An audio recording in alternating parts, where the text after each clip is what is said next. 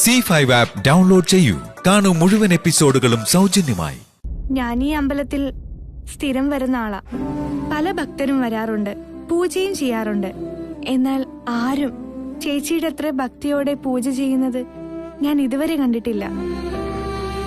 ചേച്ചിയുടെ ഭക്തി കാണുമ്പോ ദൈവം നേരിട്ട് പ്രത്യക്ഷപ്പെടുമെന്നാ തോന്നുന്നേ. ഇത് വളരെ കഠിനമായ വ്രതമാണ്. ഒരു ചെറിയ തെറ്റെങ്കിലും നമ്മുടെ ഭാഗത്തുനിന്നുണ്ടായാൽ പാർവതി ദേവിയുടെ ശാപം കിട്ടുന്ന വ്രതമാണ്. ഞാനിവിടെ വന്നത് മുതൽ ഈ അമ്പലത്തില് ഇങ്ങനൊരു വ്രതം ആരും ചെയ്ത് ഞാൻ കണ്ടിട്ടേയില്ല. ചേച്ചി ഇത്ര ശ്രദ്ധയോടെ ഈ വ്രതം ചെയ്യുന്നത് കാണുമ്പോ ഇതിന്റെ പിന്നിൽ എന്തോ ഒരു വലിയ കാര്യമുണ്ടെന്ന് എന്റെ മനസ്സ് പറയുന്നു.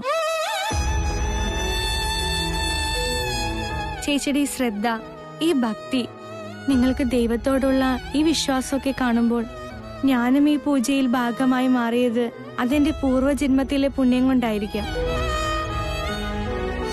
എന്നാലും ഈ പൂജ ആർക്കു വേണ്ടിയാണ് ചെയ്യുന്നത്?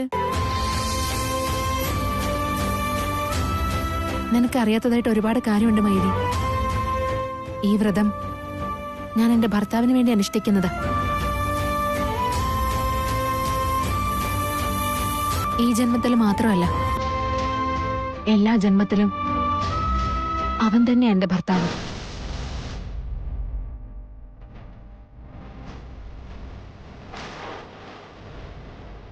എന്നെ ആത്മാർത്ഥമായിട്ട് പ്രണയിച്ച് കല്യാണം കഴിച്ചതാണ് അവൻ. അവന്റെ പ്രണയം ഈ ജന്മത്തിലേക്കുള്ളത് മാത്രമല്ല, എല്ലാ ജന്മത്തിലും അതുപോലെ ഉണ്ടാവണേന്നാണ് എന്റെ പ്രാർത്ഥന.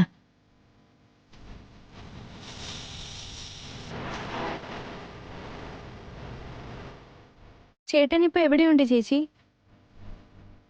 അറിയില്ല, എന്തോ പ്രധാനപ്പെട്ട ജോലിയുണ്ട്, കുറച്ചു ദിവസം കൂടെ ഉണ്ടാവില്ല എന്ന് പറഞ്ഞിട്ട് എങ്ങോട്ടോ പോയതാ. ആ പോയവനെ കുറിച്ച് പിന്നെ ഒരു വിവരവുമില്ല. എവിടെയായിരുന്നാലും അവൻ സുഖമായിട്ടിരുന്നാൽ മാത്രം മതി. ഏത് അപകടത്തിൽ നിന്നും അവനെ രക്ഷിക്കാനുള്ള ശക്തി എന്റെ പ്രണയത്തിനുണ്ടാവണേന്നാ എന്റെ പ്രാർത്ഥന.